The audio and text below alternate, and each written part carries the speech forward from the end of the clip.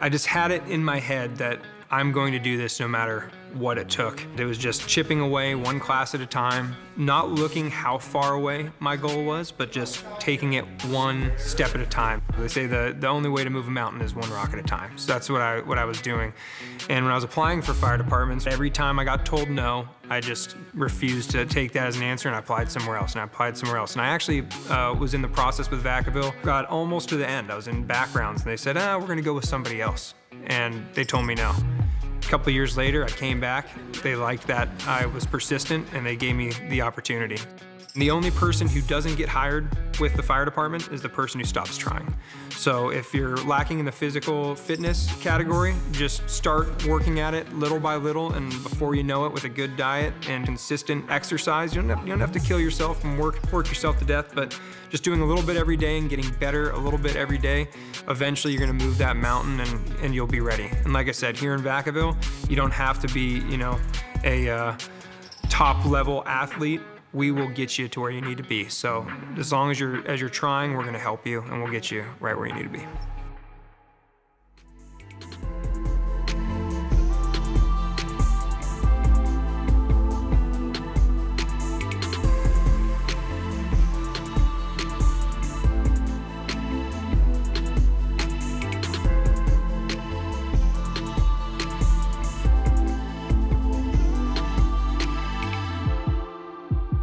No matter your age, if something comes to your mind and you want to do it, right? And you're thinking, should I try this out? I don't know if I should.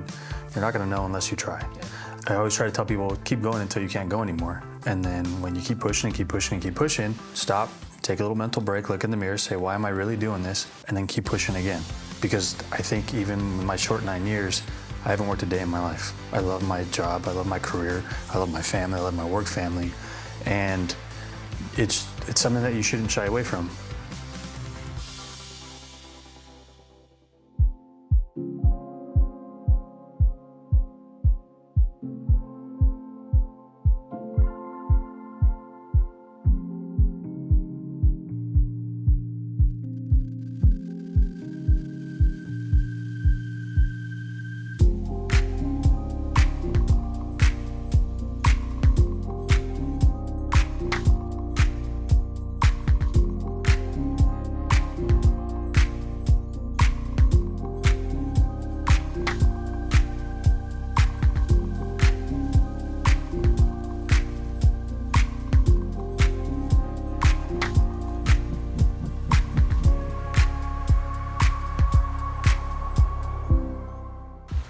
Have a nice resume put together. Do it, professionally. Have somebody look at it, proofread it. When you come in for, the interview, dress nice, wear a suit, look professional.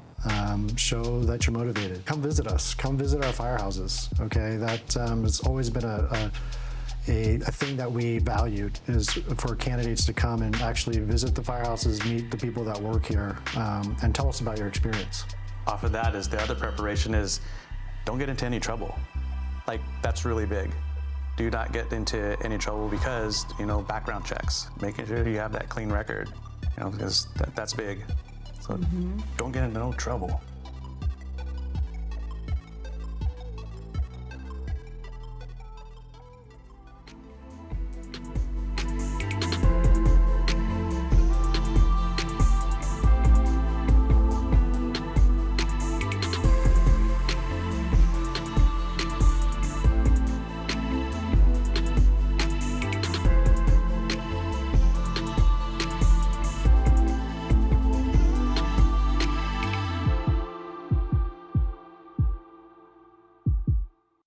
The best advice I can give, if you're going to be interviewing for San Diego Fire, seek help from San Diego firefighters, because our interview process is very different. And if you don't seek help, the odds of passing an interview are very, very tough.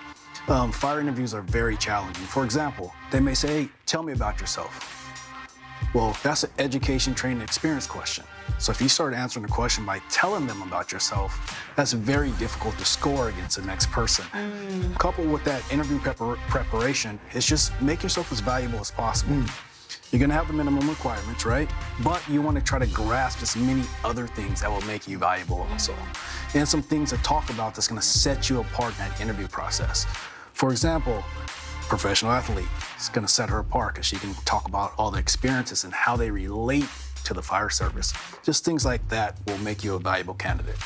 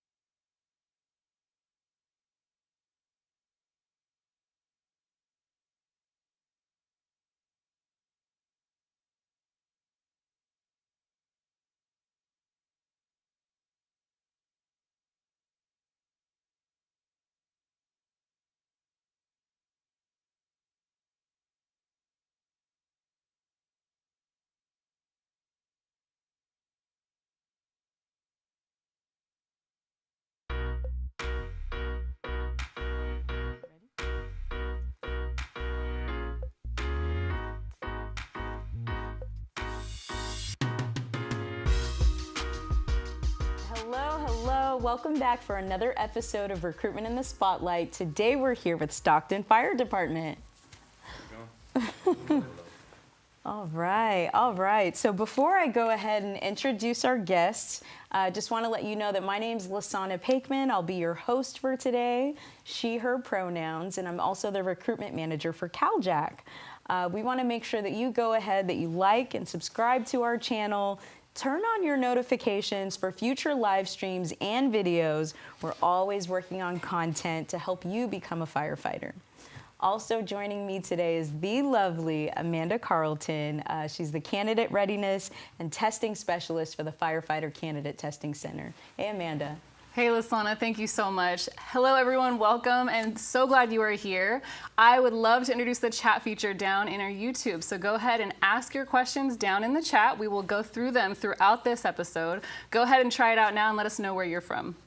All right. So we are so excited for you to meet our panelists. Are y'all ready? All right, well, let's go. Let's go. All right, so we're actually going to start with you. All right, so we would love for you to introduce your name, your rank, and how long you've been a firefighter. Justin Wilson, Captain Engine 9, over 22 years. Okay.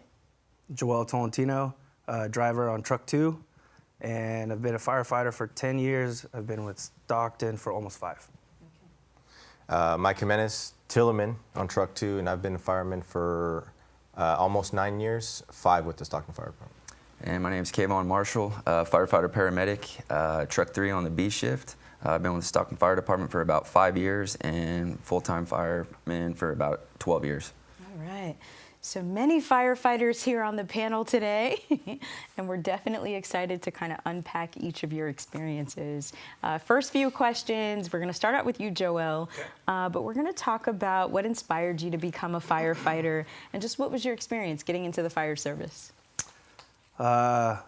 So my path might be a little different. I didn't grow up, knowing about the fire service. No one in my family was in the fire service, but I got kind of like the intro to it when I got into EMT school, EMT program at Delta College in town. I went to Delta Community College after high school. I thought I was just gonna play a couple years of sports and then go into construction. But then one of my mentors, he was actually teaching the EMT program at the time, before the EMT program shut down. And he asked me what I was doing with my life. And I said, I don't know. I was 19, 20 at that time at a community college, just kind of going with the flow. And then he said, just take the EMT program, see how you like it. I took it, and it was kind of a snowball effect from there. I started volunteering at a small county department in San Joaquin County. And from there, it was a snowball effect. Yeah, just every day, every second, minute I had in my free time, I was trying to spend it at the firehouse to learn. What were maybe something that happened early on that got you really locked in, like, okay, this is it? Oh, man.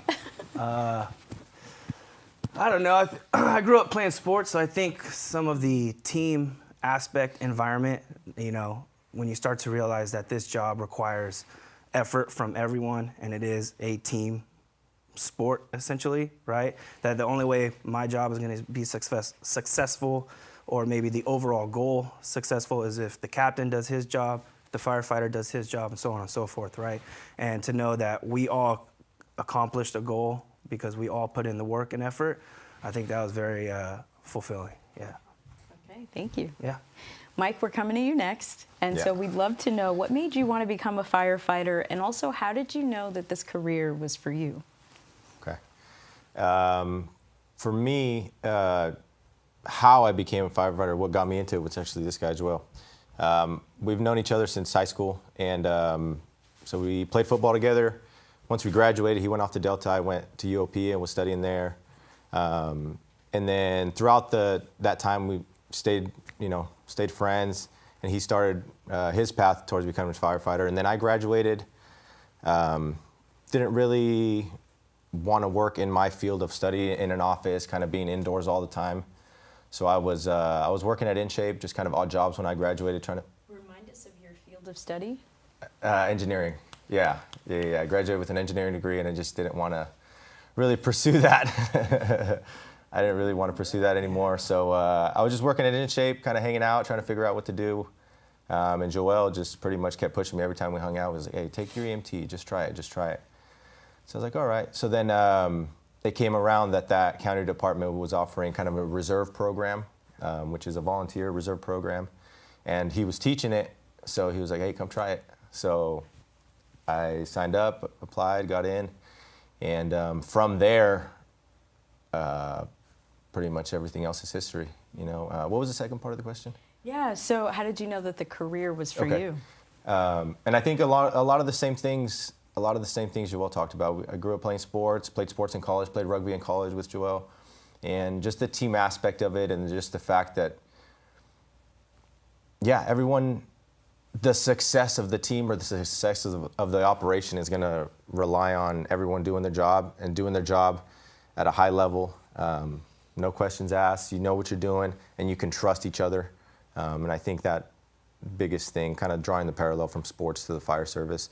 And honestly, for me, like the lifelong learning part of it was also a big draw for me. I actually have a personal question for you that didn't come up until I just heard you explain it in this way. So you guys go to high school together. Yeah, you kind of part ways and go your own way. Yeah. He's still keeping in touch with you and telling, hey, you know, come on down, try your EMT. Yeah. You walk into the reserve program and you see him teaching the class. That was fun. What are you thinking in that moment? Well, we pretty much stayed best friends. He went to Delta and UOP, and it's, you know, we have maybe a 3-mile drive, maybe less. So we hung out all through college. And if you're at a small university and you have a local junior college, you can recruit from that local junior college. So that's why he was able to play with us. And the whole time, I knew he was teaching it, and that's honestly why I did it. You know, if it was kind of a random, different reserve program, I don't know if I would have gone into it, but yeah. What he likes to leave out is he almost wanted to become a cop. Oh yeah, that too. Yeah, I was trying to figure it out. Yeah. So saved him. Yeah, That's kind of an important piece to leave out, right? It's not my story. Beautiful. Well, thank you so much for sharing. Kayvon, we're coming to you. And so we would love for you to tell us about your career path.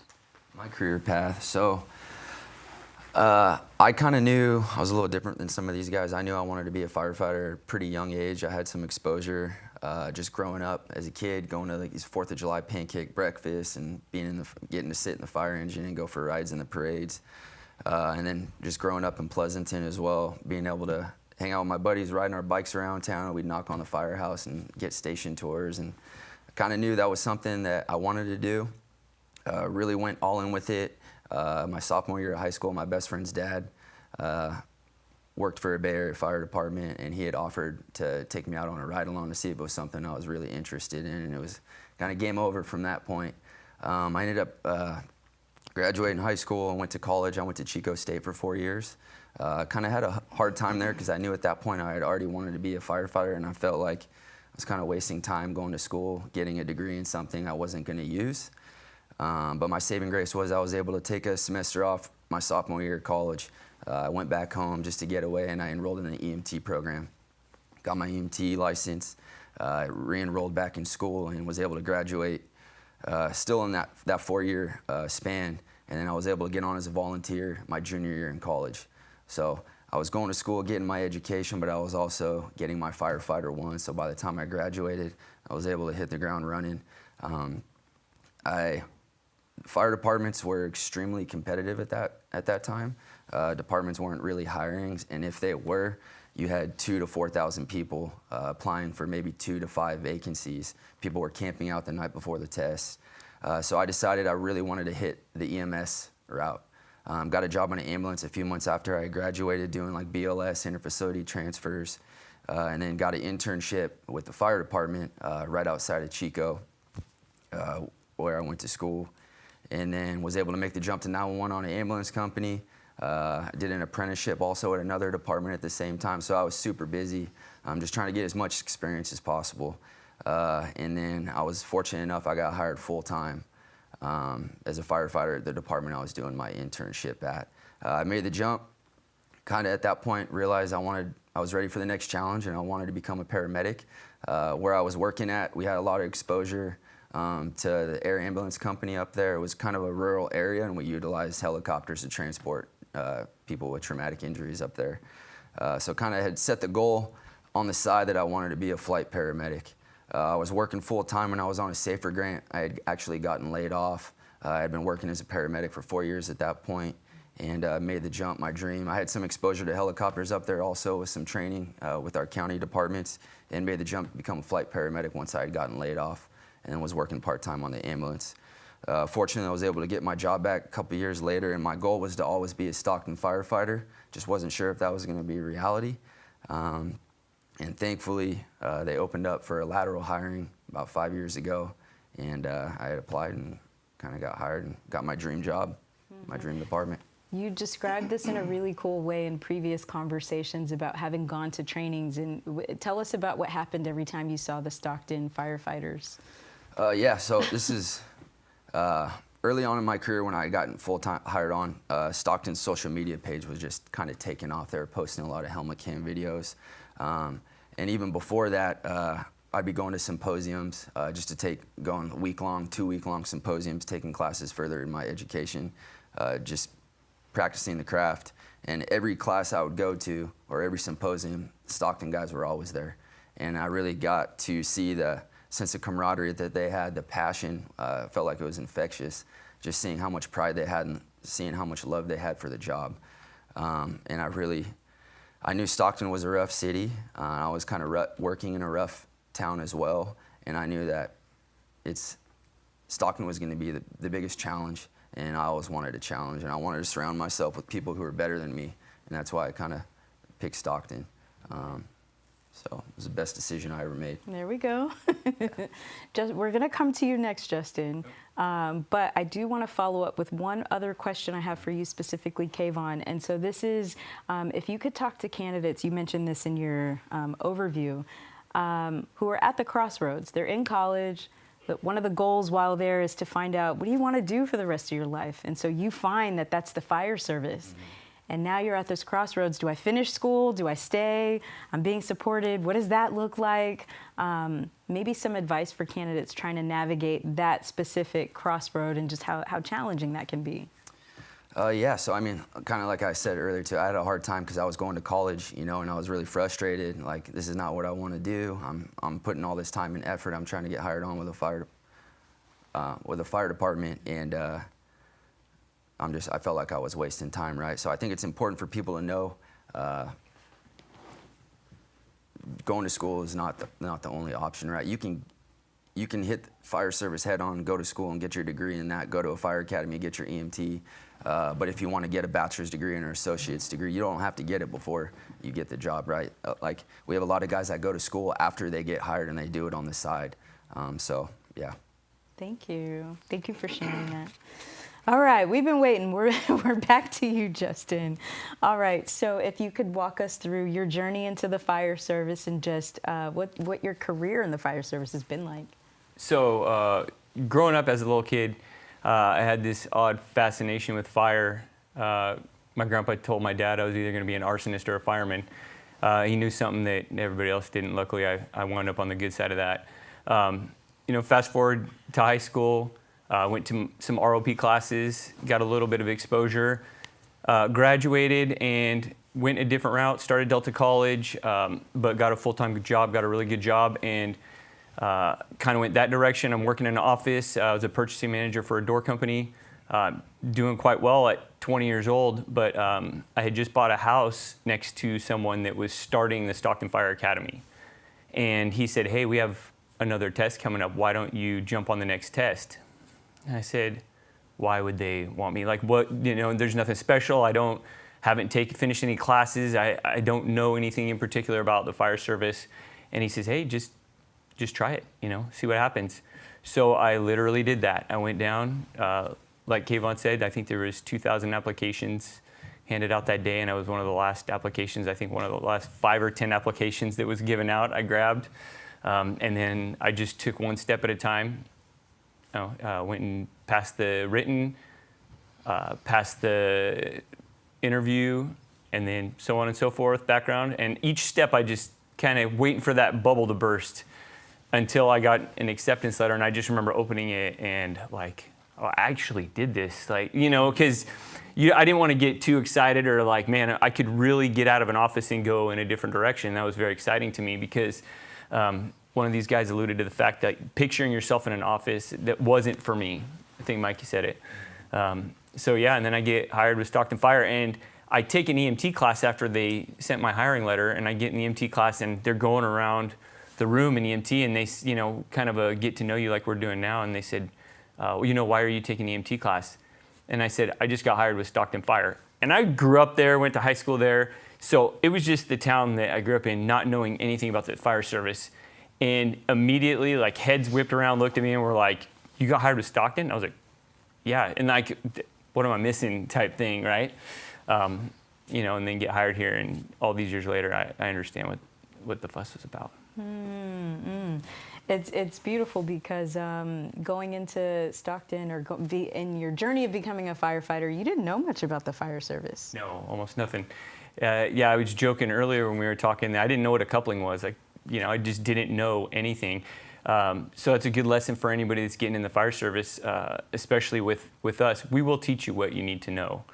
Stockton Fire does a great job of educating and working with you. As long as you show up with a sense of eagerness and some grit, we'll teach you what you need to know. That part, exactly what you just said is one of my favorite parts about our conversation today, about the experience and how you don't need it. You'll be taught every single thing you need to know. So before we jump into the chat, if you already know what a coupling is, go ahead and put it in the chat. Let us know. Write it in the chat. Tell us what a coupling actually is. And thank you so much for sharing that. All right. So we're going to go ahead and jump into the chat. We're going to take some candidate questions. Let's see what the people want to know. Oh, the chat's booming. We've got so many questions throughout social media here. First one we have is from Diana. She asked, how big of a department is Stockton? Do you have the number of stations or people who work for them? Yeah, so we have roughly 200 line personnel, 13 firehouses, 13 engine companies, and 4 truck companies. We have 2 battalions. Battalion 1, which is South Battalion. Battalion 2 is our North Battalion. What else do they want to know? Specialties. Just specialties? Yeah, we got a lot of specialties. We got a heavy rescue program, and that's going to be Company 2 downtown. That's our heavy rescue house. We have our water rescue house, which is Company 6. So everybody's swift water rescue technicians at that firehouse. Company 3, which is just south of downtown. That's our hazmat house. So we have the heavy rescue program. We've got our water rescue program. We've got our TEMS program, hazmat program, and the TEMS program is something I'm pretty passionate about as well. We have a partnership with Stockton PD, and they utilize us as their SWAT paramedics. So anytime they go out on a warrant, we're there just to make sure they're okay if anything happens, to treat them on that call. And then, yeah. Okay. All right. So we're going to come back to you all. And Joel, we're actually going to jump to you for this particular question. I saw that head spin. That was wonderful. Feel free to jump in. He says, feel free to jump in. All right. Well, I know that a few of you are from Stockton specifically.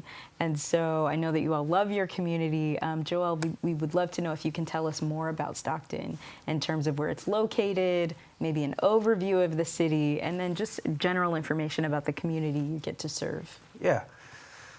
So those who don't know about Stockton, we're about 45 minutes south of Sacramento, about an hour east of the Bay Area in the Central Valley.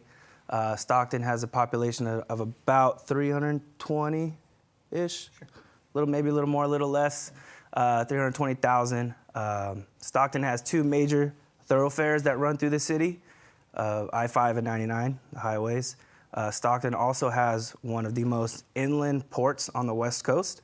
So having that port brings a lot of industrial and commercial businesses. And not only that, a lot of freight that's being moved along in and out of the city on a constant basis. Stockton's one of the most diverse communities in the country, I would say. And the community shows it. There's a lot of cultural events that go on throughout the year. And we can talk about food for days there, the different cultural foods. Stockton's one of the has one of the oldest Filipino communities in the country as far as settlements go, Little Manila. Man, there's a little bit of everything in Stockton, I would say. Melting pot, if you will. Can't you feel his passion when he kind of talks about it? Yeah, like I said, I was born and raised there, you know, and I didn't notice until I started working for Stockton. Like, I mean, going to the movie theaters downtown, you're driving by all these old buildings that I never batted an eye, never cared about looking at, and I got hired with Stockton. My first tour was Engine 2 on probation, and now I'm pulling line in these buildings. I'm throwing ladders to these buildings, and it just blew my mind. It sold me even more why it was the right choice to come here. And like I said, growing up, I never really ventured too far into other parts of town. I was kind of like east side, south side. So then you start running calls, you start getting different tours on probation, you start I'm going places I didn't even know were there in Stockton, right? We're not the biggest city, but we're not the smallest city, right? Kayvon said 13 firehouses. It's great. It's a great community to be in. It's a great community to work for, to provide service for. And just like anywhere else, there's good places and bad places. You just gotta be human. Read the room. Mind your business, and it's just another day. Mm-hmm. Yeah. Mm-hmm. Absolutely. Thank you. Yeah. And so, Mike, we know that your career started, at a different department before you joined Stockton. In coming to the Stockton Fire Department, tell us about what made you feel welcome, when you joined, and then how you adjusted to being a firefighter at Stockton. Yeah. So I grew up. I wasn't born in Stockton. I was born in San Jose, but moved to Stockton in second grade. So I pretty much grew up there. And I think the biggest thing that made me feel welcome, two things, I guess. One thing was the opportunity to really join a department that is very professional in the way they conduct themselves and just how they do the job, right? A job is inherently dangerous, and I think one part that you can do is we got the opportunity to actually do the job and get sets and reps and be professional and be good at the job, because that's the best way to kind of mitigate the danger, is getting reps and knowing how to do the job. So that was one of the main things that kind of drew me. And then also, I felt welcome because the guys who work in Stockton, you have to know your community. And I think the people that work for Stockton were very passionate about the community and growing up there. And I think I felt welcome because it was an opportunity for me to give back to the people and to the city that kind of where I was raised and where my family still lives, and I think that was the biggest thing. Mm-hmm. Mm-hmm. Earlier we talked about a Stockton warm welcoming also comes with the ability to earn your spot. Maybe one of you can kind of elaborate a bit on that too. Yeah, we've come a long way in that. When I got hired, it was before the bankruptcy, and we had 4050 staffing, so 4 on the engine, 5 on the truck. And once bankruptcy hit, we lost that a little bit. And since that time, the ability to, as a new hostman, to actually talk to your captain and have a little bit more openness with them and line of communication is a little bit better. When I came on, you basically weren't allowed to talk to the captain. There's multiple links in the chain of command before you got to talk to him. So you do a drill or something, and he'd give you a look of disdain or, a half smirk and walk away. And that's pretty much all the feedback you got until it was time for you to get your evaluation. But now I think that line is much more open now, because as a captain myself, I have to rely on that hostman in the back seat now that they're by themselves and they don't have a mentor in the back seat. Our engineers have taken a much bigger role in being that mentor, and then as a captain now, a lot of the times I'll put my turnouts on with them, do the drill with them. I always like my probationaries I want them to feel comfortable with the fact that I'm not going to ask them to do anything I wouldn't do. So I think it builds a good rapport and a respect there. So absolutely. And after 20 plus years at Stockton, what makes you stay? I couldn't imagine life in the fire service anywhere else. And I'm sure there's other great departments out there, ones I may even fit in at. But the brotherhood and camaraderie here and the culture that we have here in Stockton is, in my opinion, second to none. And there's no amount of money or benefits that I would take to trade for that. It's home. It's where I want to be. Like these guys, my parents still live in Stockton, so I kind of have that feeling like if anything happens, I can be there in no time. And it's home. Best answer, right? Yeah, that's why he wears Man. You said that's why what? That's why he has these little things on his collar. That part. Shout out to you, Captain. All right. And so we also, candidates are watching. And so now they're wanting to come and do a station visit. You got them all interested, and they want to come and meet each of you all. And so what's the process, Mike, to arrange a station visit, and what's that process like? What we try to do overall, whether people are interested in a station visit or a ride-along, slightly different, is for the most part we try to funnel people towards fire admin, which I think we're going to include in the phone number in the chat. And they can either email or call fire admin, and what they do, they'll pull any relevant information that they need, whether they want a station visit or just a ride-along, name, kind of dates they're available, and what they'll do, they'll take that information and then forward it to our recruitment team. And then we'll get an email, and then we'll kind of decide, depending on what day it is, at what times they want to come, what in particular they want to do. Someone will step up from the recruitment team, whether it's on duty, they'll step up to host that person for whatever they need. Okay. Earlier, just in the rehearsal, you had a really good distinction between a visit and a ride. If you could elaborate. If there's any individuals that don't know the difference, there is a difference between a station visit and a ride-along. Station visit can be anywhere from 1 to 2 hours. You're coming in with a set of questions. You're really trying to get the feel of this department that you're trying to get hired on. With that, which we'll get into probably a little bit more detail, but dressing the part, bringing something with you, right? Understanding that you're coming into our house, the house we live in a third, if not half the year, every year, right? But you're coming in with a set of questions. You're gonna try and get the gist of what this department is, what we stand for. And then there's the ride-along where, okay, maybe you've made your decision or you need to see a little more. Ride-alongs usually vary to anywhere from like a 4 to 8 hour period during working hours. And on a ride-along, you actually come to calls with us. We'll dress you out in some gear just in case we have any type of fire or call on the freeway or whatnot. We'll set you up with everything. But ride-along, you're more involved with the crew that day, and you kind of see our day-to-day operations opposed to just asking questions about it. Okay. All right, so how about etiquette for both of these, a ride-along or a station visit, maybe some do's and don'ts of how you should show up and perform while you're there? Yeah, I think a big part of it is dress the part and act the part. Like they said, be respectful, like they alluded to earlier. You're coming into our home that we spend a good portion of our time in, so be respectful.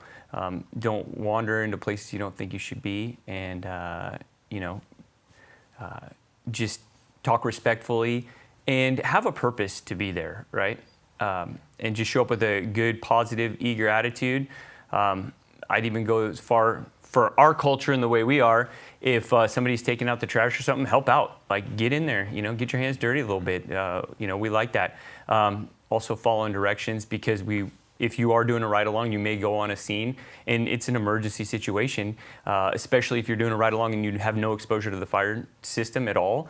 So if we're on a freeway call, or just, make sure you follow the directions, because if you're not following directions, then the ride-along will be cut short, because we have enough to worry about without having to worry about somebody extra following directions. If we tell you to stay in the rig, stay in the rig. Just those kind of things. So have an open mind, be ready to work, have a good attitude, and eagerness to learn, all that stuff. I think someone who's like coming into the fire service, this may sound very particular, maybe like demanding of, how someone should present themselves, but what I think is huge for someone to understand coming into the fire service, this is essentially your first impression and the start of what we always call a legacy. This is the start of your legacy. This is, you're either going to be remembered by the person who came in looking the part, right? We're not saying three-piece suit. We're just looking the part, right attitude, you know, or you might be remembered as the person who kind of BS'd his way through this, just checking boxes, just trying to get hired. And I would say firefighters are pretty good at seeing through a lot of that stuff. So it's a big deal. First impression's a big deal. And that will carry, 15 years, we could still talk about your first station visit. Oh, I remember you. Yeah, good or bad. Yeah. Good or bad. Along the lines of taking initiative, you see someone bagging up the trash to take it out, taking the initiative to jump in and help. Is it the same with the dishes? If they happen to stay for a meal, can they jump in and wash a dish? Yeah, 100%. 100%. Okay. All right, beautiful, beautiful. Well, you have your advice. They're telling you exactly what to do, so I hope you guys are taking notes. We're gonna jump back to Amanda and take a couple more candidate questions. Thank you. We've got so many questions here. We'll start with Dusty Moon. What specialties can you get involved with at Stockton? I think I kind of briefly touched on this earlier, but we have our hazmat program. We've got our heavy rescue program. We've got a water rescue program, paramedic program, and we have our TEMS program, so where you can be a SWAT paramedic. And we're even bringing EMTs on to help out the medics on the SWAT program as well, which is more opportunity for those guys, which is awesome. Kind of a new thing for the paramedic program. California is short paramedics statewide, so no surprise there. And what we've done is we're having issues recruiting paramedics, so we're rewarding our guys right now, the EMTs, with going to paramedic school. So we're funding the entire paramedic program for our members in the department, and we're even helping and working with them to get time off as well. So that's huge. So if you want to be a paramedic, you want to work for Stockton, throw in an application. So. You mind saying that again for the people in the back? Yeah. That was amazing. Yeah. Do you mind repeating it, please? Yeah. The last part? Yeah. Yeah, paramedic so program. Hire, we'll send you to medic school. Yes. Yeah. Apply for us and we'll send you to medic school if you're interested. Yeah. I think the most important thing about the specialty program too is there's not a limited amount of spots. There's a limited amount of spots at the firehouse, but if you want to go and get all three, like myself, I have all three specialties, hazmat, water rescue, and heavy rescue. I kind of did that in lieu of paramedic school, but it gives you the exposure to those firehouses that you might not normally have, and it just gives you all that more technical experience. Absolutely. Just the opportunities are endless, right? To build up your skill set. Anything and everything. And the beautiful thing about working at Stockton is you're going to get the opportunity to actually do it in the real world on a call. So. It's funny, we have a video, and someone in the video says exactly that line. It just confirms that it's true. So thank you. Back to you, Amanda. Thank you. We got a couple more here. Do you have any unique department traditions? Yeah, I'd say that the ab trip is a huge, unique one. So right now, abalone diving is off limits, but Jesus, probably 70 years ago or so, they started a camping trip. We'd go up to Mendocino County to Van Dam State Park, and the tradition was we'd go abalone diving, bring the abalones back, clean them, and have abalone sandwiches. Since the ab diving has been cut off for the last 5 years or so, it's just morphed into a camping trip. But you're talking, you get 50, 60, 70 members of your department up camping at one time for 3 or 4 days, and there's nothing else like it. Sitting around the campfire and talking a little smack and having some beers, and it's one of those things that I talk to folks from other departments. They don't have stuff like that I know of, and it's such a unique thing to get that many folks off duty to come and get together. It's like you'd think that we'd be tired of each other, right? Because we spend so much time with each other at the firehouse, but you really don't get tired of these guys. And fortunately for us old guys, the young guys aren't tired of our stories yet. So yeah, but it's a great time. We have multiple events like that. Yeah. Ski trip, union picnic. Yeah. Big thing with the ab trip is that it's not just guys on duty, so try to get as many guys on duty, but there's also retirees, and there's also guys who don't work for us anymore. They still come and they participate in it, and it's just, yeah, It's a great tradition. Get a lot of people together. It's beautiful. Maintaining relationships, you know, that's just one of the tenets of aging, and just kind of helps you to age better. And so to know that you even invite the retirees back, and the newer probationary firefighters get to participate in that as well, that's outstanding. Yeah, it's a great time. Yeah. All right, let's take a couple more questions. Absolutely. We have Stephen Oliva. Knowing that Stockton is a rough city, what are some of the challenges that come with that? So I think a big thing, and part of the reason that we do have a difficult probation and put a lot on the shoulders of the newer firefighters, is because it is a rough city, and the awareness factor that you have to have has to be so high. We have had tragedies in the past, and at all costs, we're trying to avoid that, right? So a big thing for me as a captain is I want my probationary firefighter in the back seat to understand that their eyes are just as good as ours. If they feel something, see something, if it doesn't seem right, it doesn't feel right, to speak up, right? And it takes all of us to do that. So as a captain, a lot of times on medical calls, something where I'm not getting my hands in it, I'm always constantly scanning, you know, does this guy look funny that's looking at us, standing by, or just little things like that. But also, you know, it empowers that firefighter in the back seat to speak up, and they do have some sort of voice, because if they see a weapon on scene or just anything like that, I mean, you know, it is a rough city. We unfortunately have to get physical sometimes because people decide to get physical with us. Just be prepared in this city that, you know, you have to have your head on a swivel, and you have to be prepared to take care of yourself. And it just magnifies the fact that in Stockton, you have to have a thinking man's firefighter. You have to have that mindset where you're looking out and kind of always paying attention, whether it be on the fire ground or you know, be on any kind of other scene. We need people that can think on their own and function on their own, because at some point you may be on your own and may have to make a decision. So, and mistakes are okay. We all learn by mistakes. That's fine. But just have a wherewithal and a knowledge of your surroundings and that type of thing. Safety first, for sure. I think some people say the city's rough, right? And it can be, right? It definitely can be, like I said before. But I think people who grow up in Stockton, like, it's like, what's your purpose? What's your morals? What's your character, right? If you're a bad person, you're gonna get treated like a bad person if you give off those vibes. If you're a confident person or you're minding your own business, you know, we're here to do one job, no one's gonna mess with you. And that's how we operate, right? We know we're going to a bad part of town, or we're in the slough or whatever it is, and we're there to do our job. We're not here to mess with anyone, right? We're here to do our job.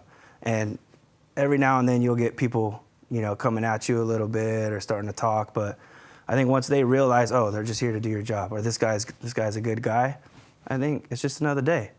But I think that needs to get across. Like, everyone from Stockton, you grow up with a little edge, you know, just because of the environment, but it's not out of spite, you know.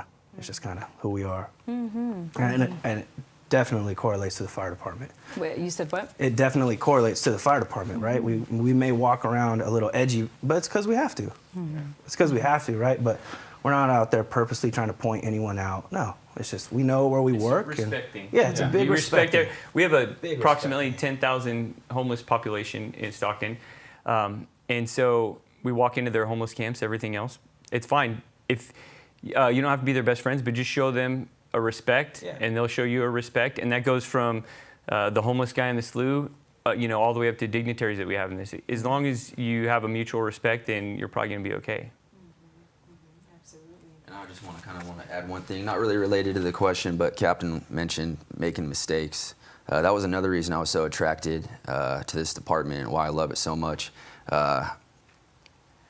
We get the reps, right? So I remember when I was on probation, I made a mistake and I was beating myself up over it, and my captain and the engineer were just kind of telling me that, hey man, this job is all about recovery, right? It's okay to make mistakes. We all make mistakes. You're going to make mistakes the rest of your career. It happens. Just don't make it again.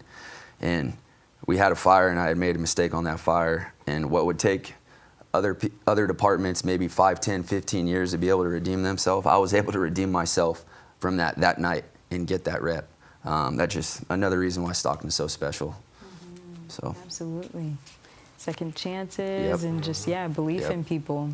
It really, really speaks to just the pride that you have for your city, the pride that you have for the city you get to work for, you know, and also knowing that your leadership is interested in hiring locals. They really, really want people that are from the city, that live in the city, that have migrated to the city to apply to come and work for Stockton. Yeah, definitely. Yeah. It's big. I mean, you got to be adaptable. You got to, you know, be personable. You got to, like the boss was saying, you got to be able to treat, you know, somebody in the SLU at 3 a.m. with the same respect that you walk in, you know, the next day you're working an overtime shift at 10s or something and you got multi-million-dollar houses. You got to, you know, be able to connect with, you know, everybody in the city because we are, again, super diverse, socioeconomically, you know, racially, culturally, everything. So you got to be adaptable and be respectful, and being from the city is a huge asset. Huge asset. Absolutely. Speaks volumes about each of you.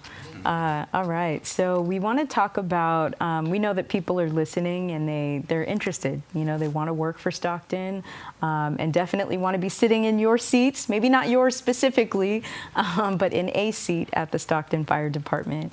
And so with that, we're going to talk a little bit about the hiring process. And so we know that you all use the FCTC, the Firefighter Candidate Testing Center, the statewide eligibility list for hiring. And so since we have Amanda here, she's the expert on all things FCTC, especially as the candidate readiness and testing specialist. So we're going to let her go over some of the details in terms of what you would have to have as a qualification in order to apply to the department. Absolutely. So the statewide eligibility list over at FCTC, the minimum requirements: you have to be 18 years of age or older, possess a valid driver's license, have a CPAT card, as well as have a passing score of 70% or higher on our written test, and you must have a high school diploma or equivalent, like a GED. And when you go and sign up for your CPAT, we have tons of resources over at fctconline.org. When you sign up for your CPAT, you do get a free orientation. You can also purchase, if you would like, a practice test so you can see how you fare and then go take your test. For those of you who want extra preparation on the written test, we have an online prep course, which is a self-paced course that you'll have access to get you prepared for that written test. And we also have in-person prep courses available to you as well. Online, you'll also find under our resources that we do have a 25-page PDF downloadable portion that you can go and get tons and tons of tips on that written test that's upcoming. Lastly, you guys are all available to go onto fctconline.org, and if you have some financial hardships, go ahead and apply for our financial reward, and you can see that all on FCTC Online. All right, thank you. Man, so there are consistent cancellations and things like that. We want you to keep checking back. Make sure you find an opening so that you can apply for Stockton next time they open up. We're going to jump to you, Kayvon, and we're going to talk about if you could just give us a quick rundown of the minimum requirements to apply to Stockton. And we'll start with that. So as previously stated, obviously you're going to need your CPAT and you're going to need to take the written for the FCTC.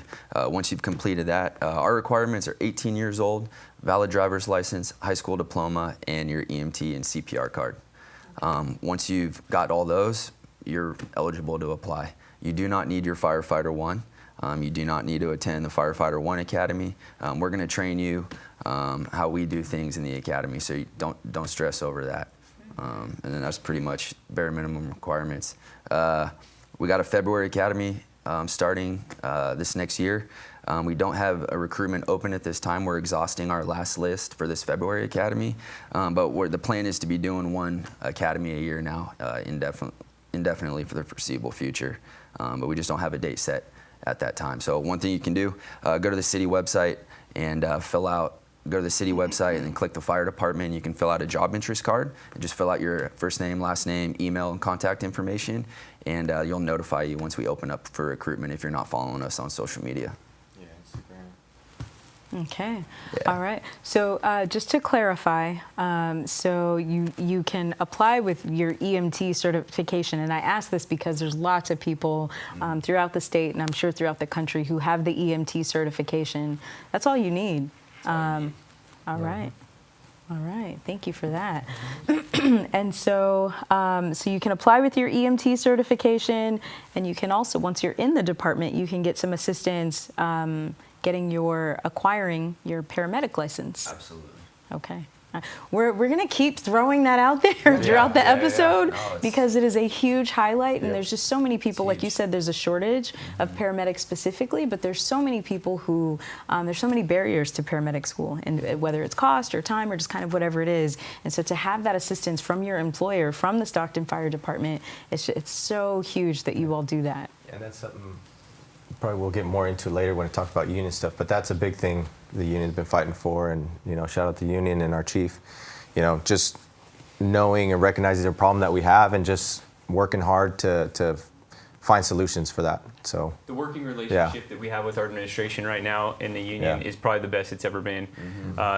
Chief Carr, who came up through our ranks, is now our fire chief, and he's been outstanding to work with and really supportive of whatever we need. He just asks us, what do you guys need to be successful?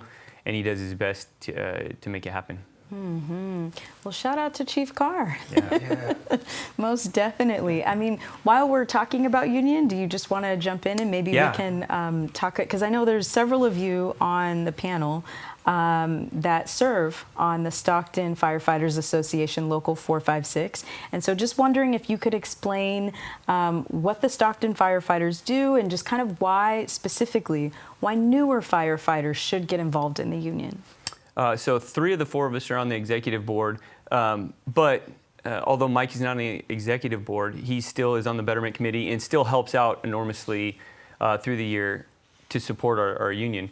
And for those that don't understand unions or kind of are looking for a breakdown, essentially your executive board is in charge of wages, benefits, and working conditions. And we're there in the background to support all those things. So as far as wages, in congruence with like the Betterment Committee, all year generally contracts are 2 to 3 years. So during that 2 to 3 year period, we're working on the next contract, right?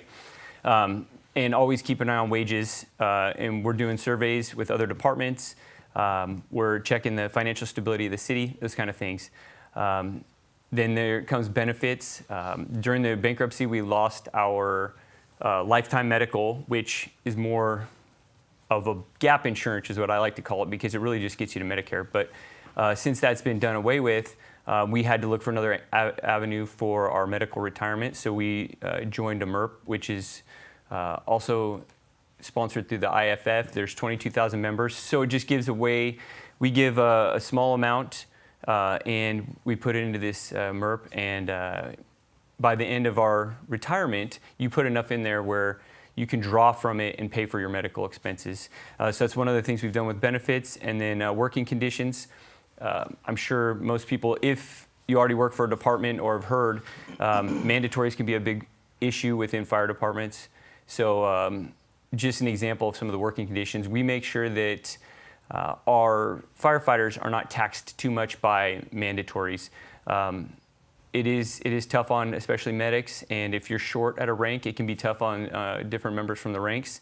But just talking with other fire departments around the state, it sounds like our mandatory policy does a pretty good job of being fair and equitable across the board.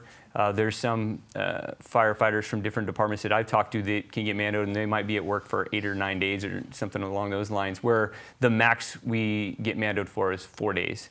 So, those are some of the highlighted things that your union works for, and we take care of that kind of stuff in the background, along with like union emails. We have the union app. We have family functions and all kinds of different things that you touched on a little bit earlier. So we're just constantly in the background organizing. Your union dues come out and it pays for it, and you get a breakdown of your union dues every year. They are some people say they're expensive, but if you really break down what it does, I think you're getting a pretty good deal. So absolutely. To touch on the younger crowd, like I'm pretty big in trying to get the junior firefighters, the fresh on the probies, to be as involved as possible with the union stuff, right? It definitely, like, the suppression side of things and the union side of things kind of correlate a lot when you start getting into these events and whatnot. But my biggest advice is just be involved. Start learning. I came from a small county department before I came to Stockton, a city department, and there was a lot. The county department was ran by a board of directors, so it's a little different than the city, right? I thought it was just simple. It was a couple guys make decisions on how the fire departments ran, and then the fire department just works, right? I come to the city of Stockton, and there's so much more going on. It's crazy on the political side of things and throughout the city. So as naturally, I was always one to try to be a part of something, help out on certain events, just wanting to be involved. And by doing that, it exposed me a lot to what happens on the other side of just the suppression, right? All the relationships there are, and that's where I found what a union, the priorities of a union, right? What they actually do, what are these guys going to these conferences or whatnot, right? It all ties back into us and how our department gets funding and how it's ran, right? And by having young guys get involved, at some point we have to take over. When I say young guy, our generation, right? Because the senior guys above us, at some point they're going to retire, and we don't want to be the group that's the downfall of the Stockton Fire Department, right? So I think it's very important for young guys to get involved. Whatever department you go to, but our department specifically, like, the more you're around, the more you learn, the more you get your face and your name out, right? You start building that legacy for yourself, being someone involved, and you don't have to be on the e-board to do this. Like we said, Mike, we're using Mike as an example because he's here, but he's part of the Betterment committee. So there's so many things to be involved in, but that's like one of my biggest things to new guys, to anyone. We came on together, like, ask questions. That's like my biggest advice. Ask questions and be involved. Absolutely, and so it must be a lot of information for a newer firefighter coming in to kind of understand all that. But even if you're changing from a different career, which a lot of people are, it must be the most refreshing thing ever to know that there's an entire e-board advocating on your behalf. Yeah. And so if you could speak about, I know that the community involvement from Local 456 is huge. Maybe you could talk about some of the events. Absolutely. We're constantly involved in the community on a daily basis. But yeah, just to scratch the surface, we have, every year we do the Child Abuse Prevention Council, where we do a toy drive for them. We have the Turkey Brigade, which is coming up here this next week. Our recruitment team is constantly out going to career and job fairs, attending preschools, elementary schools, middle schools, high schools on a regular basis, getting the name out, setting up booths, talking to kids, letting them know what a career in the fire service is. We have chiefs that attend burn camp, burn survivors, victims every single year. And they're camp counselors, which is awesome. We host them for a dinner as well, once a year at Company 2 downtown. Just constantly out in the community. We're doing public education with some of the younger kids. We're going to elementary school and preschools, setting up engines, flowing water for them during the summertime, letting them cool off, run around, spray fire hose, all that good stuff. So it's really never ending. And the Turkey Brigade, I'll just kind of touch up on that. We have a partnership with Food for Less, one of our local grocery stores. We're a bunch of guys off duty. We all meet up. Cruise engine companies on duty show up. We fill all the rigs up with a bunch of turkeys, and we donate them down south to the food bank for people to have a nice meal during the holidays. And then Child Abuse Prevention Council as well. All the firehouses kind of compete. We set up bins to see who can donate the most toys, and then we go down there and we donate them, we fill them up in the fire engines, and we take our tiller trucks down there, our rescue and all that stuff, and we have Santa down there, and we hand out toys for the kids. So never ending. Yeah, absolutely. Joel? I was just saying, Kayvon keeps mentioning the recruitment committee, right? Our recruitment committee is built of just firefighters, right? There's some admin oversight to give us the numbers and whatnot, what we can do, but it's built by the firefighters who work for Stockton Fire. It's our own firefighters going into the community, right? Expanding out to junior colleges, fire academies north and south of us, right, trying to recruit. And like I said, it definitely correlates to the suppression side of thing. Like we're trying to recruit individuals, and we're trying to show them that it's us you get to work with, you know, show them that we're professional and whatnot. But I think it's pretty important to point out that it's our line personnel that puts all this together. And he said CAPC, the child abuse, right? We do a toy drive. There's an individual, there's a firefighter, engineer, captain, whoever, who runs that, right? So we're very involved. There's so many things kind of going back to being involved, but yeah, I just wanted to point out the recruitment committee is firefighters who work for Stockton Fire Department, putting in the legwork. Do you mind if I point out another observation I've made since we've been talking in this conversation? Is what you're saying is so true, because you were recruited by your neighbor who was a Stockton firefighter. Yeah. You were recruited by a Stockton firefighter. So you guys are clearly doing the work. We have 2 firefighters sitting here right now, both recruited by Stockton firefighters. Yeah. So this is the work is outstanding. You all clearly do the work. You're very passionate about it. We take a lot of pride. Yeah. I think everyone who works for us, who wears our shirt, is extremely proudful of what we do, you know, what we stand for. Yeah. People are excited to come to work every single day at Stockton. Yeah. I'm excited. I think I told you this the other day too. The day before my shift, I can't wait to get back. You know, my home life is amazing, but I love my job and I love these guys. I can't sleep at night sometimes the night before my shift because I'm just so excited. It's itching. I gotta get back. Yeah. I remember one thing that stood out to me when we got hired, when we were during our academy, is you see there's guys coming down at shift change the day of their shift. They're showing up to work 2 hours before their shift, sitting by the fire, out back, hanging out. Like that's the type of department we are. That's how much the guys love this job and love working for this organization. It's pretty special to see that. Absolutely. We came downstairs this morning, and you all are very good with rules, and you guys were already waiting outside, just ready to come in and get started. So I think that the eagerness really transcends anything that you all are involved in. Yeah, on time is late. There it is. There it is. And so for the next generation who would like to become Stockton firefighters, who may be a part of the auxiliary program, can you tell us a bit more about that? Yeah, so we have the Stockton Auxiliary Firefighter Program, which is a volunteer program. Quick, little history. It started in World War II. The city put together a firefighter auxiliary to assist and augment the full-time career personnel in case something went down, right? This is, like I said, World War II. And until this day, that mission still stands, where our auxies are here to augment the line staff, right? Minimum requirements for us is just 18, high school diploma or GED, and CPR, right? As you get into the program, we try to encourage to get your EMT, right?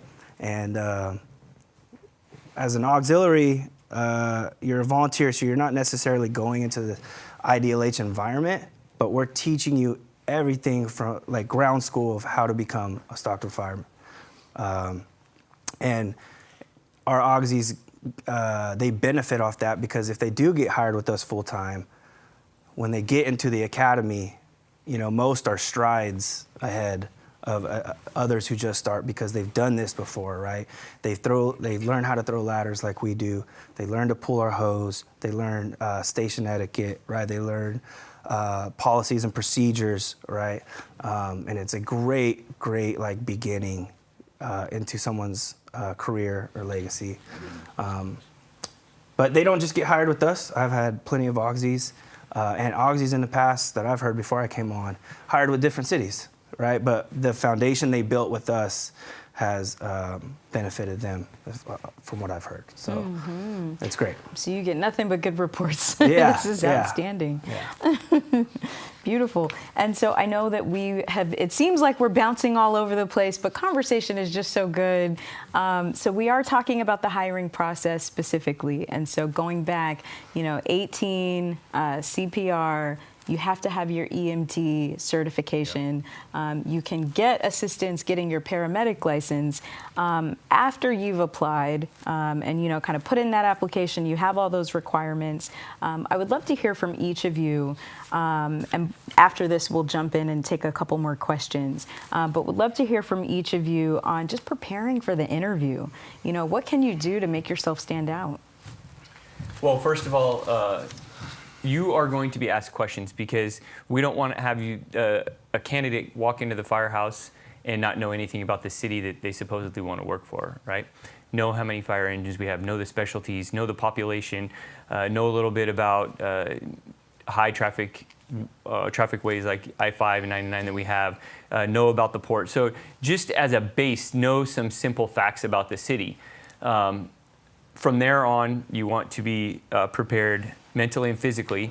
Physically, you want to look the part. So first impressions, we touched on that a little bit earlier. And then if you're going into an interview, you want to, as soon as you walk through the doors of an interview, you want to make that first impression felt. You want to go up, make eye contact with everybody on the panel, shake their hand, sit down or wait to ask to be seated. And then it comes to your form, even just your body language. So I always tell my recruits to sit and picture your body in 90-degree angles. So 90 degrees from the knees to the waist, waist to torso, have your hands in your lap. And you can talk with your hands, but don't talk with your hands out here. Just simple stuff like that that will get you through. Even a big thing for me when I'm on panels is to listen to the ums and you know, that's part of most of our vernacular at some point. But if you're able to delete those, then you can set yourself apart. So another thing I tell new recruits is to bookend your answer. So if you ask me a question, I repeat the question back to you, give my answer, and then repeat the question at the end. That way you make sure you answer the question. So many times when you're sitting on a panel, people lose their train of thought or they get going in a certain direction and they don't get back to it. So if you bookend your answer with the question that was asked, you're more likely to stay on track. And these are just some little tidbits just sitting on panels and from interviews that I've taken that have worked for me and that have worked for people that have taken the panel in front of me. Okay, can I ask you a question? How am I doing on my ums and ahs and oohs and ahs? You're doing okay. It's almost like you're professional and you do this for a living. For you guys, I'm doing my best. This is really fun. Any other advice for the interview? Yeah, I think go ahead. Go ahead. No, Just emphasis on doing station visits and having guys do mock interviews with you and practicing. You got to put in the work. You got to talk out loud. You got to listen to how you sound, because how you think you sound in your head is completely different than when you open your mouth and you start talking. So that was a mirror. Yeah, exactly. Do an oral interview with yourself in front of a mirror. Yep. Or record it on your phone. You know, something. You'll see how silly you can sound really quickly if you record it. But you really got to put in the work and you got to practice. And one tip that I always give people that I learned was there's always 3 answers to every question. Right? So if I ask you what is customer service to you, you give the definition of what it means to you. Tell a time when a story behind it and how it relates to the fire department. That way you separate yourself from everybody else that's given generic canned answers, right? So. That's good. That's good. You said something earlier that I feel like really resonated with all of us, with everyone. You said be yourself. But you also explain the importance of being yourself and how, you know, faking it isn't going to serve you. For sure. Yeah. So the biggest thing getting prepared is, I'll tie it back in, but is doing research on the city, right? Because the city that you work for, the public safety, whether it's cops or firefighters, they're not like 2 separate entities. You know, you can't like a fire department, but not really understand that the fire department is the way it is because that's how the city is, right? Proud. People from Stockton, like Joel was explaining, we're proud, right? Like, we come from, you know, different backgrounds in Stockton, but the city made us. So we're proud to be there. So we're a proud department. The city, proud, gritty, working class. That's the kind of department we are, right? So researching the city and knowing kind of the essence of the city is going to give you an idea of what that department's going to be like, right? And then again, knowing yourself and being true to yourself, because you shouldn't feel like you have to fake your way into any department, because at the end of the day, the department and the city are going to fit you as well. You know, you might like the department, or you might think you like the city, but again, if you don't jive with the city, and if you don't understand kind of the background of how the department is the way it is, because the city is that way, then you're going to be stuck somewhere that you really are not excited to come into work. So I think the biggest thing you can do is research the city and understand why the department is the way it is, why we're proud, why we're gritty, why we work hard, and all those things, just because the citizens of Stockton are in the city is the way it is. So yeah. And a good way to find out if finish this sentence or complete this sentence.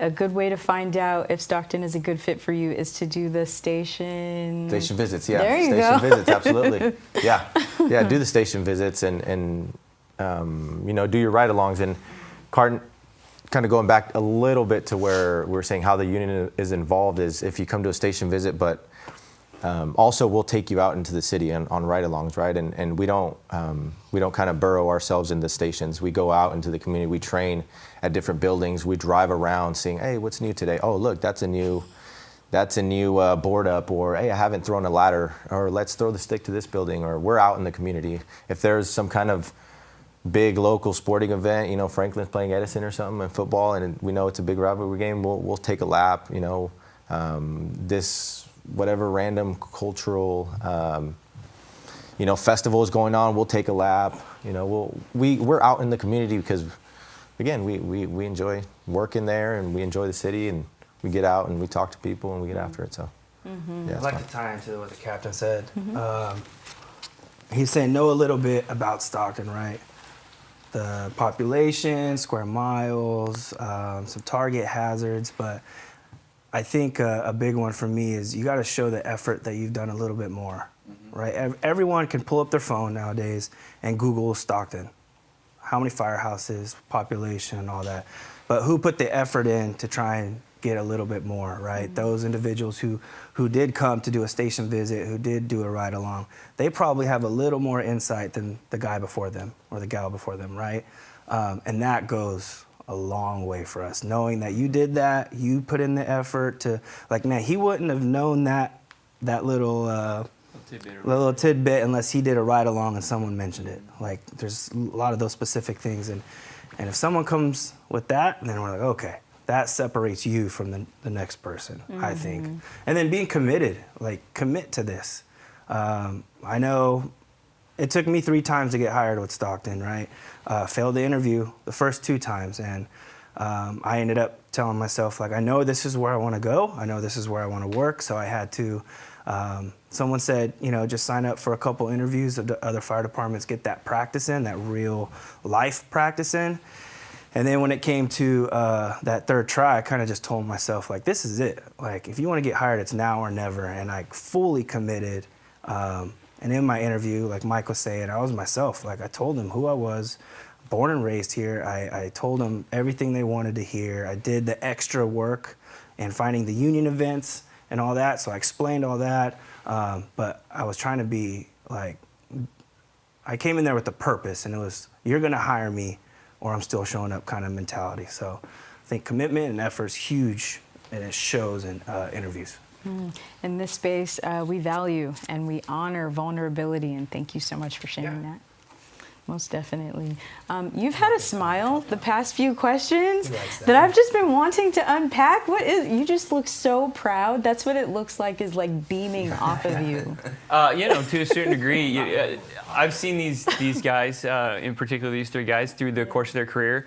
I worked on the same shift with Mike and JoJo for a long time, and for their whole career basically, and just kind of sitting back, being an old guy, watching the new guys take over. Sometimes I don't even have to say anything. They're doing it, and you can't help but be a little proud, for sure.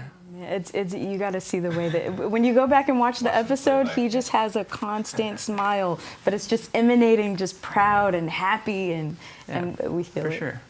Most definitely. All right, well, let's go ahead and take some candidate questions from Amanda. flow. All right, we have Aiden Lopez. Should I put myself through the academy or get hired at a city first and go to theirs? I always say take as many tests, put as many applications as you can in. It's not bad to get an academy, but if you can get hired before you get into academy, then you're not spinning your wheels. One way or another, you're going to get an academy, because if you get hired with a fire department that doesn't require a firefighter one, then they're going to do their own academy anyway. So get in there, put your applications in. If you get hired, great. If at that point you don't get hired, then do the academy. I will say, I want to say back in the day, right? But for me, it was 10 years ago. Not for the captain here, that. right? Yeah. I don't think you can say but that. Yeah. I would say Firefighter 1 academies were highly sought after there for a little bit. Like if you didn't have that, you probably weren't going to get hired. And nowadays, I think specifically for us, if you have it, that's great. But if you don't, still great, right? I think like most departments, we have a certain way of doing things, and we will teach you that from day one, first minute of the day.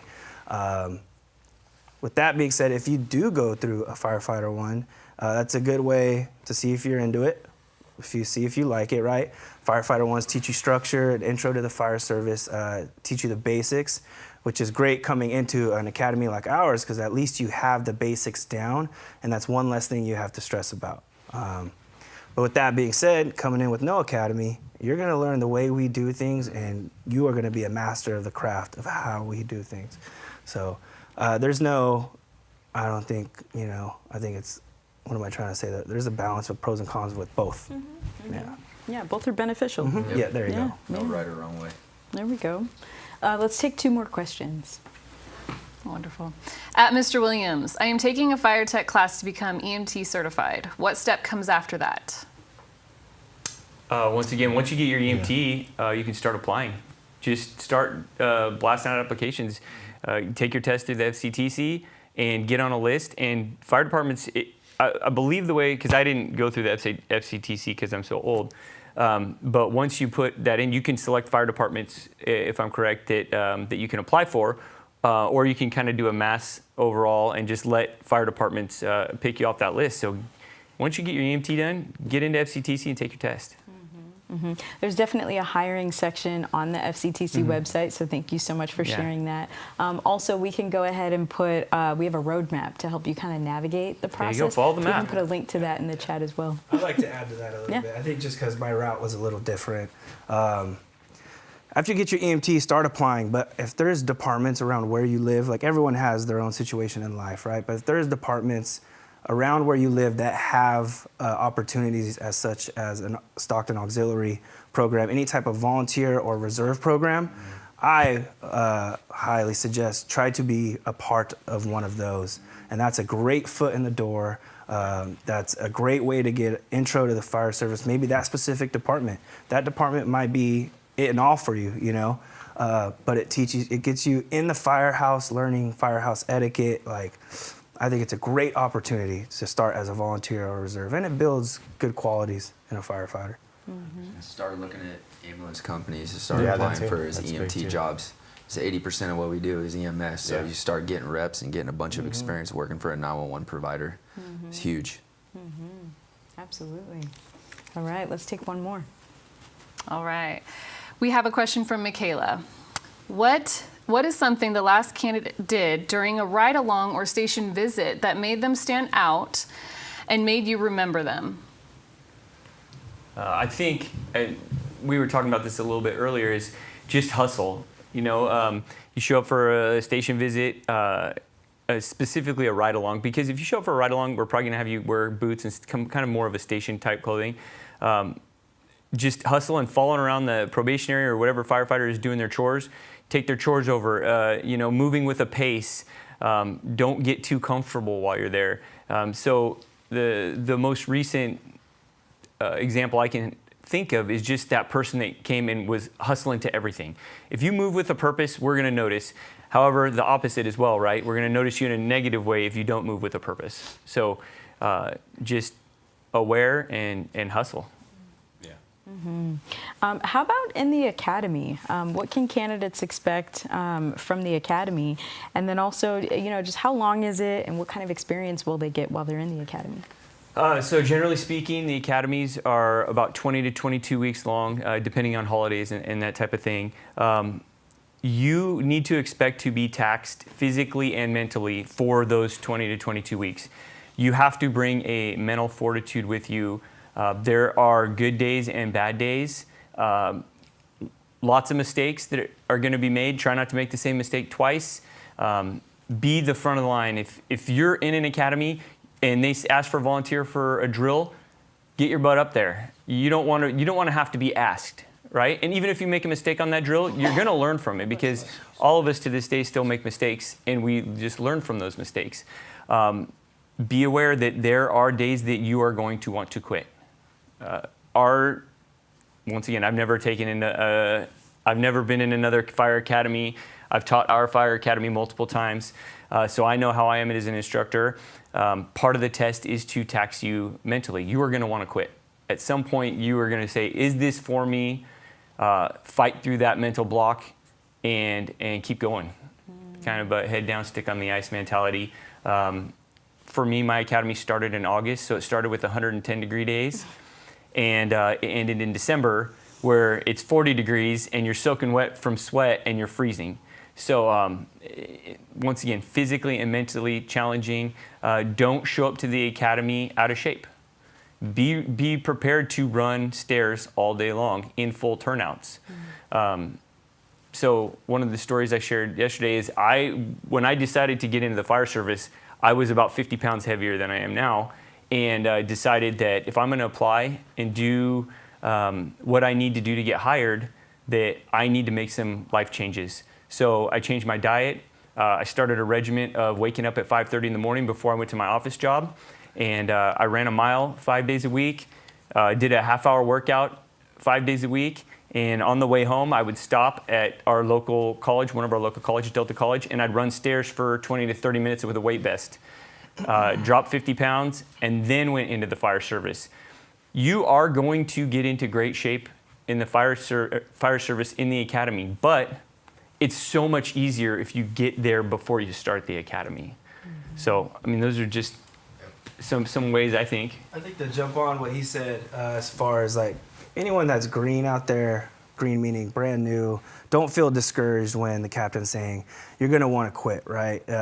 Everything we do in the Stockton Fire Department, there's a purpose and there's a why behind everything. And the reason recruits are pushed to that point is it's going to tell us if you're going to quit or if you're going to keep going, and now we can rely on you. Like, there is a purpose behind that. And it's because when you get online, if you work with Engine 9, right, you might run 30 calls a day with a couple fires, and we're all tired. But are you going to stop, right? Are you going to quit? Are you going to be there if something goes south, right, or not because you're tired, right? So there's a reason our academy is aggressive and hard like that, is because we actually go through it on the line. So. For either of you, specifically because you're involved with the auxiliary program and you've taught the academy several times now, have there been times where you kind of see someone, they're at their wits' end, you can see quit kind of written all over them, those thoughts are starting to creep in, and then they just kind of go the other way and decide, but I'm not going to quit. Do you ever see like what that looks like as it's happening? All the time. It's evident. So at one point, I was teaching academy, and we brought 2 recruits in at different times. Obviously, we were doing their monthly evaluation, and I gave each one of them the same speech. I said, "Hey, look, you're the bottom couple of guys in the academy. We've done everything to prepare you at this point.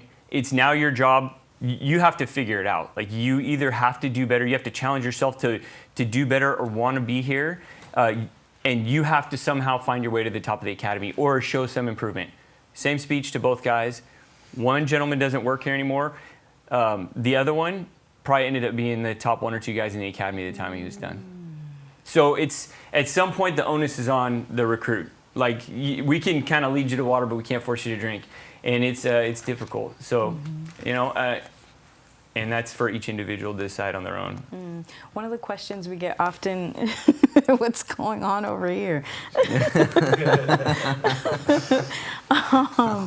One of the questions we get all the time, and I think you gave a good example of this, is for candidates that are a little bit older. We get this all the time. Am I too old? And so for the folks, probably the majority in their 30s or 40s looking to transition into the fire service, are they too old? And do you have any, words of advice or wisdom for that specific audience? Yeah. So yeah, the example you're talking about, Joel and I taught this academy. We had a gentleman who he was 44 at the time. We talked to him about this. He recently told us. He's 44 at the time, did the academy, got hurt late in the academy, 98% of the way through. For some reason or another, we couldn't let him pass. And he had the option of either, hey, you can roll back and do it again or not, And he decided to take, the 4 or 5 months in between. He was commuting 980 schedule every day in the meantime before the other academy started. So he did the academy, got hurt for those like 3 or 4 or 5 months, was commuting every day, 980 schedule, Monday through Friday. And it wasn't like a 15-minute drive. No. He was like from the Bay or Santa Cruz or something. Anyway, did all this, and then he did the whole academy again. And passed, and now he's online. He's got a spot. He's about to finish probation. Yeah, he's about to finish probation. Good dude overall. And again, like we kind of talked about at the restaurant last night, like a lot of the excuses that people give, I think we have guys who are, shining examples that anybody could do it. Anybody can do the job if you have the right mentality. And you find a way to do it, right? That's big with us in the Stockton Fire Department. You adapt and you overcome and you find a way to get it done. So a lot of it to those people who are thinking that it's all in, most of it's in here and in your heart and your ability to get after it and get the job done. Not big on excuses. Yeah. Be accountable. You make a mistake, raise your hand. I made a mistake. Don't try to lie. Don't try to BS. No excuses. Just, Take ownership. Yep. Yeah. Extreme ownership, if you will. Extreme ownership. And the answer is no. You're not too old. Yeah. You're not too old. The short answer. Thank you. The short answer. We're going to go ahead and take 2 more questions. All right, we have another question from Steven. This one is for Kayvon. If someone asked you to describe a Stockton firefighter, how would you answer that? Oh man, gritty, tenacious, humbled, driven. Constantly going out and trying to challenge himself. I don't know. You guys got anything? Well, the great thing about our culture in general is we hold each other accountable too, as much as we hold ourselves accountable. Yeah. So, like he said, you be humble, because if you come, every firefighter's got like a machismo, an ego, or however you want to say it. But if you walk in a little too cocky, man, you will be dropped to the floor very quickly. So, we not only do we hold ourselves accountable, we hold each other accountable. Okay. I would add to that, deep thinkers. From what I've experienced from each of you, very, very, lots of depth. Very prideful as well. Lots of pride. Let's go ahead and take our final question. All right, final question. What is your advice for candidates who are considering this career path, but they've had trouble in their past? Yeah, I'll answer that. In regards to like backgrounds, right? I think I've had this conversation with you before. I got in a lot of trouble growing up, even into my early 20s, and it kind of caused some issues with me. I felt like it set me back in my career in terms of background investigations. I'll say this, we're a very forgiving fire department, and being a part of the recruitment committee and working for Stockton for the last 5 years, we need people who've taken risks in their life. It's a tough city. We need people who are going in on these calls, who know how to read a room, like Captain was talking about, some expectations for his houseman. You need to learn how to read a room, and I feel like people who put themselves in some uncomfortable situations is what we're looking for. And most importantly, just take ownership. We've talked about time and distance. If you've gotten in trouble, time and distance, right? What have you done to separate yourself from those past mistakes since then? What are you doing right now to going out and bettering yourself? But at the end of the day, take ownership for it. And again, we're a forgiving department, and we want people who've taken risks in their life. So I think what Kayvon said sticks out the most is what have you done since then to better yourself? if you can't show us you've done something to improve, then you're probably not the best candidate for us, right? Because day to day we're improving ourselves, and it's just a continuous thing until you retire. So what have you done, if you have a troubled past or had a troubled past, what have you done since then? And I think that goes a long way. Goes a long way. No one's perfect here, right? We all have our past, but. I feel like between the both of you, that was beautifully stated. You're so welcome. Oh man, we have come to the finals. Wait, hold. Can we get that on camera, please? What was that? There's a high five. One more. Okay, one more time. Oh my goodness, they're sneaking in high fives, guys. Is bring your kids to work day almost over? Oh man, this is hilarious. Oh, clearly come have a good time with the Stockton Fire Department. Do your station visit. Schedule it now. Oh my goodness. But we do want to leave the audience with some words of wisdom. And so we're about to wrap up and would love to know if you can share just any final words or words of wisdom for those who are interested in starting this career. Maybe they're struggling to get hired. First thing I can think of is just be intentional with whatever you decide to do.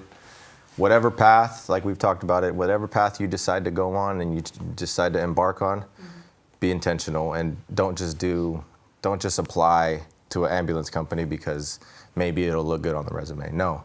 Apply to the ambulance company because this job is whatever, 80% medical, and you want to learn how to be better at that job, right? Or, well, maybe I'll do this or maybe I'll do that just because it might look good. No. Like, have a reason and be intentional with your next step and pursue that. And, yeah. Be coachable. Like what you'll hear us nonstop saying, you know, attitude and all that, but be coachable. And my advice is, however you can get your foot in the door, get your foot in the door. Be a volunteer, be reserve, do a station visit, do a ride along, do something to get your foot in the door, to get those gears turning to see if this is really for you. That's my biggest thing. You want to go? You want me to go? Go for it. So even as a new recruit, somebody who's trying to get into this fire service, like we've stated multiple times, you're going to make mistakes, right? Always keep that head up. It's just like any of the sports we all talked about. We played sports and this and that. You can tell the person that is reprimanded or that is corrected that their shoulders shrugged, their head down, and they look like a wet noodle or a kick dog or something, right? Hey, if you make a mistake with us or you're getting into the fire service in any regard, you make a mistake, we want the person that says, hey, that wasn't good enough. We want that person to say, hey, how can I do it better? Or let me try again. You know what? Give me one more rep on this drill because I'm going to kill it next time. So that confidence in that belief in yourself is going to be paramount in a department, especially with one as busy as ours. There's plenty of busy fire departments out there, but nobody wants the person on their crew that gives up or gets down on themselves too much. It's okay to show that it bothered you that you failed, but how you recover from it is going to be the lasting memory. Not the mistake you made, but how you recovered from it. Mm-hmm. Thank you for that, Captain. Yeah. And we're going to close with you, Kayvon. All right. I'll leave it at this. The worst thing, if you're struggling with it, just go all in. Don't give up. The worst thing you can do, especially if you're having a hard time or you're struggling to get hired, struggling in backgrounds, the worst thing you can do is just not apply. Again, just keep at it. I was always taught the difference between people who got hired and didn't get hired was the ones that didn't get hired just gave up. So, yeah, stay focused. Keep pushing through, one foot in front of the other. There we go. There we go. All right. Well, beautifully stated by each of you. I personally, excuse me, on behalf of myself and Cal-JAC, just all the organizations represented here, we so much want to thank each of you for coming all the way to Sacramento, for all the meetings we had leading up to today. And it's just been such a joyous conversation. Thank you. Thank you. Thanks for having us. Of course. Of course. Man, and I genuinely say that it has really been just such a good time. So, you know, if you're interested in applying for the Stockton Fire Department in the future, I'm sure you heard something today that sparked your interest. go ahead, reach out to their fire admin, schedule a visit, ask questions, get to know them. There's so much good information and so many opportunities here for you specifically. So we encourage you to reach out to them directly. We have links to their website as well as their social media in the description below. So with that, I have a couple very quick announcements. One of them is the 2026 NorCal Firefighter Career Expo has been scheduled. So it is happening March 21st. It's going to be at FCTC Livermore. Livermore is located in the Bay Area in Northern California. Stockton Fire Department will be there, so you'll get a chance to meet some of the firefighters from the department, hopefully some of these very fellows that are here today. Also, in addition to that, you'll be able to try out the CPAT course, get some hands-on experience with that. We'll have ongoing presentations throughout the day. You'll get a chance to meet the Cal-JAC Women's Commission. This is a phenomenal opportunity. They'll be there providing mentorship, as well as other department recruiters from different departments throughout California. So check that out. You can register at caljac.org. You can use that QR code. All right, and then next, we will be right back here at 12 noon for your next Recruitment in the Spotlight on January 22nd, and we'll be sitting down with Oakland Fire Department. So with that, we just want to let you know that we highly recommend that you like, that you subscribe to the channel, that you go ahead and that you become a member of YouTube, Instagram, TikTok, Facebook, and X. You can find us on each of those platforms at Becoming AFF. Until next time, we'll see you all later. Peace out, everyone. Bye.